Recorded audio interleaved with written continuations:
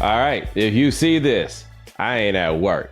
Taking a little vacation time through the month of August. We'll be back in time for week 1 of the NFL season. But for now, we got lots of voicemails with your questions that I will answer now. Hey, well, my name is John from LA. Love what you do. Love the show. Big fan. I just wanted to ask you, I know you ain't down from the DNA thing. I know this from being a fan. Have you ever considered being on Finding Your Roots? I love to watch that episode. Finding Your Roots with Bomani Jones. Once again, big fan, man. You're doing great things. You were tied to the culture, man. Keep doing your good work. Love you, Bomani. Peace out. Hey, man, I appreciate it. And I got to be honest with you. The last thing I'm trying to do, go out here, is find family that I don't know about already. Like, I know a lot of people that find that to be, like, very charming to find out who their family are and they're really in touch with their roots. But maybe I'm just a little bit more self-absorbed than those people are. And I feel like we here. I know my daddy. I knew his daddy. Well, I didn't know his daddy. He died before I was born. But you know what I'm saying? Like, I feel like I know a decent little circle about what's going on, man. I'm afraid about what I might go back in there and get on Finding My Roots. Like, I know a whole lot of people get on there and they get all excited, you know, because they find out that their granddaddy was Massa Musa or something like that. But a lot of y'all just find out that y'all related to the kings. And I ain't even talking about Martin Luther King. You know what I'm saying? Just some people named King. Or on top of that, let's be real, man. Some of y'all find out that, you know, y'all used to own some slaves. I guess there's a value in finding that out. But what I need to know, for, I know what else I came from.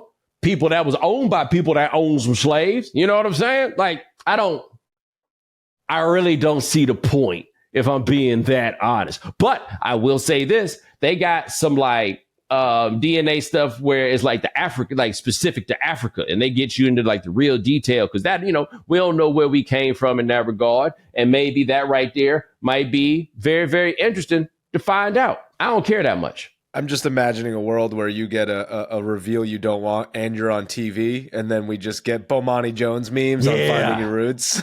Like, what?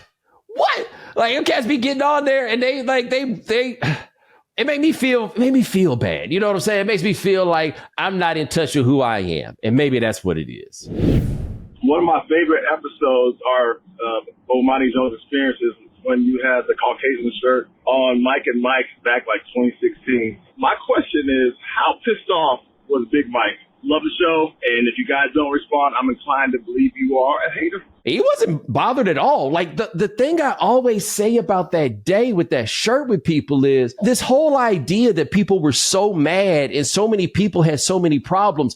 I never experienced that at all myself, right? I didn't experience it on the set. When the question came around about what to do with the shirt, because people were sending in all the tweets about it, we realized that about 15 minutes in. I remember clearly that Greeny's thing was leave it. He was good. We rolled with it. We weren't awkward. We talked about everything there was that we were going to talk about today. It became a thing. They had me sit up there and talk about it with Molly and all of that stuff. I don't remember anybody anywhere near me really that bothered. Like, I got a phone call from Dave Roberts and he was even chuckling about it a little bit and then just asked me to zip up the hoodie, which I didn't think that was a big deal, right? Like, people were talking, Sean, you work in this world. Yep. Like, when people are talking more about your shirt than the things you say, and then you probably need to do something about the shirt. You know what I mean? Like, that's totally. I think that's just kind of basic television. I don't want to say etiquette, but like, my point was not for people to talk about my shirt. Like, if I had realized it was going to happen in that way, I wouldn't have done it just because it interferes with the larger television show, right? You got to be a team player in that regard. Now, I will say that when the show was over, I got the hell out of Dodge. Like, I'm not going to act like it wasn't possible that I thought this thing might have been ramping up a little bit. But yeah, no, I don't like, I think people like to talk about, ooh, everybody was so mad. And maybe they were. Everybody that was hitting me up was actually going out of their way to explain to me how they wasn't mad. And that's how I noticed some of them was mad. I do remember this one lady, she called my agent after, and they was just talking about me like I was a child. Or not my agent, but the woman was talking about me like I was a child. Like, he knew he was doing something he wasn't supposed to do. This lady wasn't even at work that week. It had come and gone. There was no actual controversy. Like, there was buzz, there was news, but there wasn't any actual controversy because nobody would ever be able to explain to me what I did wrong. Like, you had no basis if you were going to say that there was something wrong. So this woman had conducted her own goddamn investigation. Oh, like, she was an employee. Yes. Oh, yes. And so wow. She starts calling people. Well, I found out that he ... You was gone that whole week. Why are you coming back from work? Crazy. And trying to get to the bottom of this? Right. So there were some people it hit them funny, but they didn't know why it hit them funny, and they couldn't explain why it hit them funny, so everybody had to let it slide. But I did not expect none of those. I mean, if we're going to be honest about this, would you want to step to me about it? No. Right? Nobody wanted to be the person that had to get in my face to try to talk about what this thing was. But I tell you, my favorite part of that story, I tell people this all the time. I had a flight that day out of Hartford to Atlanta because I was going to a Prince concert.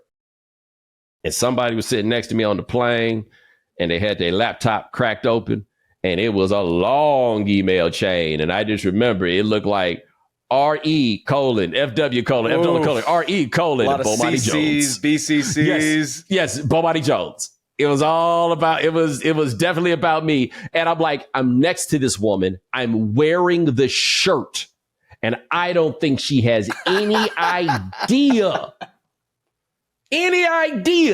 that I'm right here. Crazy. I don't think she knows. I just laughed.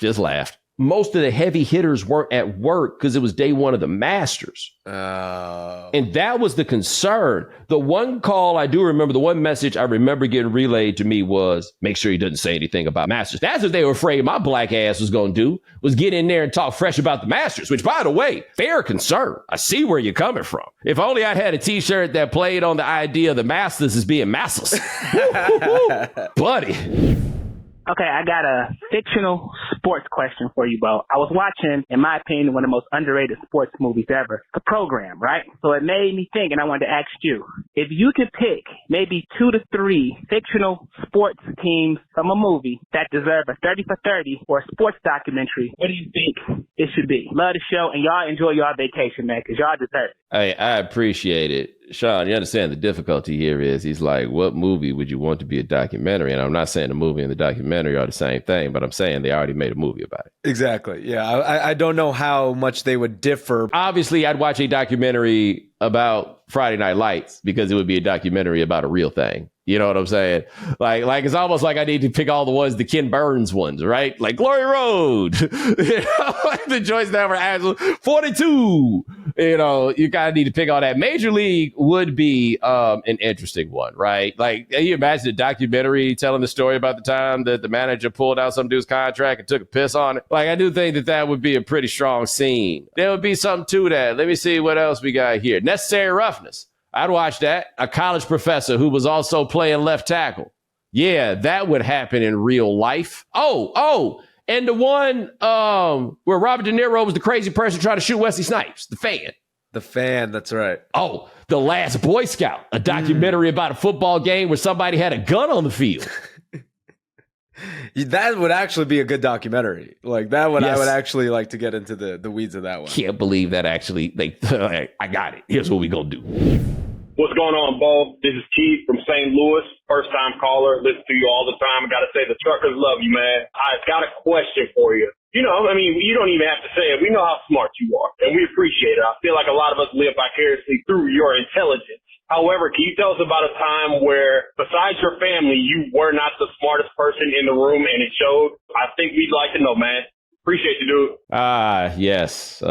Sure, I'd love to humble myself before everybody. Like, I know everybody loves the opportunity. People like, hey, man, you be killing it. But talk about that time that you just feel stupid, dog. Like everything around you was just moving a little bit too fast. And I'll be honest with you.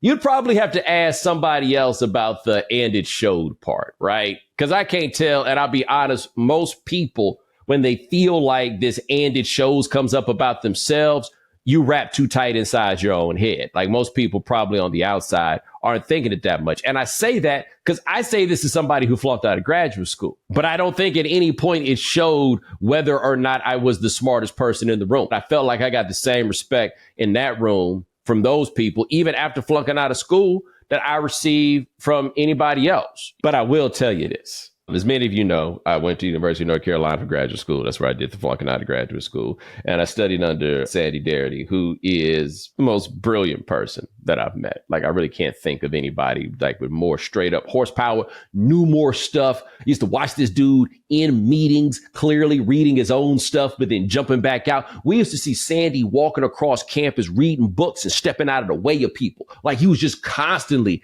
taking information in. And I remember before I started school, I had some like research idea that I had come up with. I don't remember what it was because I wasn't really good at this stuff.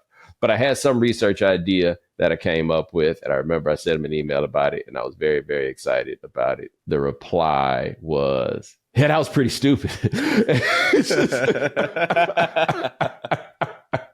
And that was, the first time that somebody had called me stupid, that fighting wasn't an option. Second of all, that was the first time I recall somebody calling something I said stupid. And I had to kind of sort of entertain the possibility that it was true. Like those two things came together. And I was just like, oh, okay, I guess I just have to go and come up with something else. But no, man, for real. Like, and I got to be careful about saying this too, because on one hand, I'm saying to most of you, and I do think this is true for the most part, where you feel like you're not the smartest person there in the shows. And I think for the most part, most people ain't thinking about you that much, and it can't be told. But I also need to be careful because a lot of y'all are the dumbest person in the room a lot, and you have no idea. And I just don't know who the person is that's supposed to be to tell you. So from this distance, I am going to give you the benefit of the doubt and say people can't tell. But when you start talking and people start looking around, or you feel like people elbowing each other, no. You're bad news.